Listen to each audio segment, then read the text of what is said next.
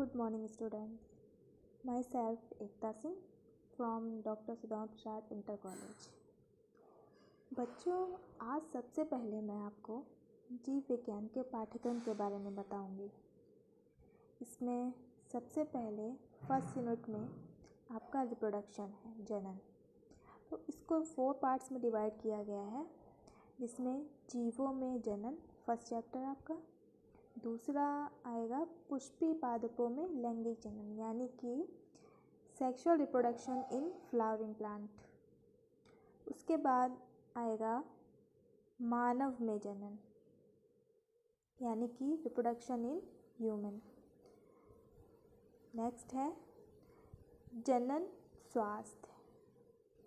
तो इससे आपकी ये फर्स्ट यूनिट कंप्लीट होती है। उसके बाद यूनिट आएगी सेकंड। तो सेकंड यूनिट में आपका है जेनेटिक्स। जेनेटिक्स में फर्स्ट चैप्टर आपका आएगा वंशागति तथा विविधता के सिद्धांत। सेकंड चैप्टर वंशागति के आणविक आधार और नेक्स्ट विकास। उसके बाद थर्ड यूनिट है, जिसमें कि मानव कल्याण में जीव विज्ञान के बारे में हम अध्ययन करेंगे। और इसमें 3 चैप्टर्स हैं, जिसमें फर्स्ट आएगा मानव स्वास्थ्य तथा रोग, जिसमें हम मनुष्य में होने वाली रोगों के बारे में पढ़ेंगे और उनसे कैसे निदान पाया जा सकता है, उनके क्या लक्षण होते हैं, इस सब के बारे में जानकारी प्राप्त करेंगे। नेक्स्ट चैप्टर आएगा खाद्य उत्पादन में वृद्धि की कार्यनीति। ये हमारे जो खाद्य पदार्थ हैं, उनके उत्पादन में हम वृद्धि कैसे कर सकते हैं, तो इसके लिए हम कौन कौन सी टेक्निक्स का उपयोग करेंगे, वो सब इसमें जानकारी प्राप्त होगी। नेक्स्ट है मानव कल्याण में सूक्ष्म जीव। जैसे अब हम सूक्ष्म जीव हैं, तो वो हमारे लिए किस प्रकार लाभप्रद हैं। जैसे कि लैक्टोबैसिलस है, जो दूध से दही बनाने के काम आता है। ये क्या है? एक बैक्टीरिया है, और बैक्टीरिया है और लाभप्रद बैक्टीरिया है।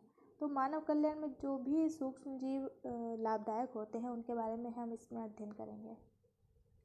नेक्स्ट यूनिट आती है जैव प्रौद्योगिकी, यानी बायोटेक्नोलॉजी।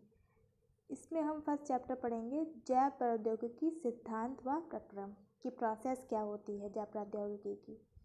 नेक्स्ट है जैव प्रौद्योगिकी एवं उसके उपयोग, कि हम उसका यूज़ कहाँ कर सकते हैं। अगर हम बायोटेक्नोलॉजी से किसी भी चीज़ को बना रहे हैं, तो हम उसका यूज़ कहाँ करेंगे। ठीक है, तो ये छोटी यूनिट है, ये इसमें ज़्यादा नहीं है। नेक्स्ट है यूनिट पारिस्थितिकी। तो इसमें फर्स्ट आता है जीव और समष्टियाँ। सेकंड है पारितंत्र। थर्ड है जीव विविधता एवं संरक्षण। और फोर्थ है पर्यावरण के मुद्दे, यानी कि एनवायरमेंटल इश्यूज।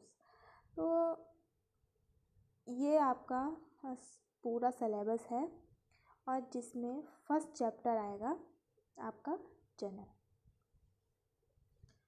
तो जनन में हम फर्स्ट अध्याय पढ़ेंगे जीवों में जनन। तो जब हम इसके बारे में अध्ययन करते हैं, तो सबसे पहले हम बात करते हैं साइंटिस्ट की। तो इन्होंने टेस्ट ट्यूब परक नली निषेचन तथा अंतः अंडाशयी परागण पर इनके कार्य के कारण विश्व भर में इनकी जय जयकार हुई। यानी कि इनको टेस्ट ट्यूब बेबी के जन्मदाता के रूप में भी देखा जाता है। नेक्स्ट हम टॉपिक पर आते हैं अब अपने जीवों में जनन। तो अगर हम जीवों में जनन की बात करें, तो कोई भी जीव एक निश्चित समय तक ही जीवित रह सकता है। जैसे कि आपको पता है कि अगर किसी ने जन्म लिया है, तो उसकी मृत्यु भी होनी है, तो वो एक निश्चित समय तक ही जीवित रहेगा। जीव के जन्म से उसकी प्राकृतिक मृत्यु तक, का काल उस जीव की जीवन अवधि को निरूपित करता है। यानी कि जो जीवन काल है, इसको हम कैसे डिफाइन करेंगे कि जीव के जन्म से उसकी प्राकृतिक मृत्यु तक का काल उस जीव की जीवन अवधि होती है। जैसे अब अगर हम जीवन काल की बात करें तो विभिन्न जीव होते हैं जो एक कोशिकीय जीव भी होते हैं, बहुकोशिकीय जीव भी होते हैं। कुछ जीव बहुत 1 या 2 दिन तक जीवित रहते हैं, कुछ बहुत दिनों तक, सालों जीवित रहते हैं। तो इसमें हम सबसे पहले बात करते हैं तितली की, जो कि 1 से 2 हफ्ते तक जीवित रहती है। ठीक है। कौवा है जो 15 वर्ष तक जीवित रह सकता है। तोता जो कि 1 से 40 वर्ष तक जीवित रह सकता है। और मगरमच्छ 60 वर्ष तक, कछुआ 100 से 150 और इससे भी ज़्यादा वर्षों तक वह जीवित रह सकता है। तो बाकी जो ब्लैंक छूटे हुए हैं ये मैं आपको नोट्स में बता दूंगी। अब जनन है क्या? जनन एक जीव अपने समान एक छोटे से जीव को जन्म देता है, जिसे जनन कहते हैं। इसमें लिखा हुआ है कि एक जीव अपने समान एक छोटे से जीव को जन्म देता है, जिसे जन्म कहते हैं। तो अगर हम जनन की बात करते हैं तो जनन 2 प्रकार से होता है। पहला तो है अलैंगिक जनन, दूसरा है लैंगिक जनन। तो जब संतति में केवल एक ही जनक, मतलब जब रिप्रोडक्शन में सिर्फ एक ही जनक भागीदारी करता है तो हम इसको कहते हैं अलैंगिक जनन। और जब दोनों नर और मादा युग्मक भाग लेते हैं तो इसको कहते हैं लैंगिक जनन। तो सबसे पहले मैं आपको अलैंगिक जनन के बारे में बताऊंगी। तो अलैंगिक जनन क्या है? इस विधि में एकल जीव, यानी कि एक ही जीव संतति उत्पन्न करने की क्षमता रखता है।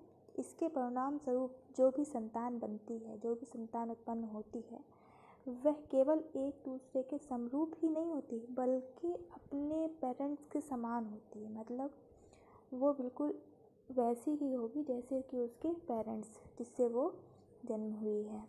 तो इसको हम दूसरा नाम भी दे सकते हैं क्लोन। जैसे क्लोन होता है जो बिल्कुल अपने पेरेंट्स के जैसे होता है। इसमें बहुत सारे विभाजन आते हैं अलैंगिक जनन में। जैसे कि एक तो आता है अमीबा का। अमीबा में होता है विखंडन। तो इसमें एक अमीबा सेल है, ये आप देख रहे होंगे। इसमें विभाजन होना स्टार्ट हुआ सेकेंड प्रोसेस में। और तीसरी प्रोसेस में इसके जो न्यूक्लियस है आप देख रहे होंगे, इसमें डिवीज़न हो गया। जब डिवीज़न हुआ फिर इसकी सेल वॉल भी डिवाइड होने लगी। आप देख रहे हैं कि इस तरीके से इसमें लोब बन गए हैं। और बाद में ये 2 कोशिकाओं में विभाजित हो गया, यानी कि 2 संतति कोशिकाएं बन गई। तो एक अमीबा से 2 अमीबा बन गए। तो ये होता है विखंडन, या इसको हम द्विखंडन भी कहते हैं। अब आता है मुकुलन। इसी में अलैंगिक जनन में ही होता है, इसमें सिर्फ एक ही पेरेंट भाग ले रहा है। दूसरा आता है ईस्ट में मुकुलन विधि। तो इसमें एक ईस्ट कोशिका होती है, ये आप देखेंगे। ये ईस्ट की एक कोशिका है जिसमें एक बड निकल आई है आउटग्रोथ टाइप की। और वो आउटग्रोथ, इसमें न्यूक्लियस गया और वो जो आउटग्रोथ थी वो कैसी हो गई? बड़ी हो गई। और बड़ी होने के बाद में वो एक पेरेंट से अलग हो जाती है। जब अलग होती है तो पेरेंट कोशिका अलग हो जाती है और डॉटर सेल अलग हो जाती है। तो इससे क्या बनेगी? 2 सेल बन जाएंगी, किसकी? ईस्ट की। तो इस प्रकार बहुत से एनिमल्स में, बहुत से जीवों में अलैंगिक जनन होता है। अलैंगिक जनन के और भी मेथड हैं, जिसमें क्लेमाइडोमोनास में चल बीजाणु द्वारा जनन होता है। हाइड्रा में कलिका बन गई। जैसे ये देख रहे हैं आप, कलिका बनी है, तो ये कलिका टूट के अलग हो जाएगी और नया हाइड्रा प्लांट बन जाएगा। दूसरा आता है पेनिसिलियम, जिसमें कोनिडिया के द्वारा होता है।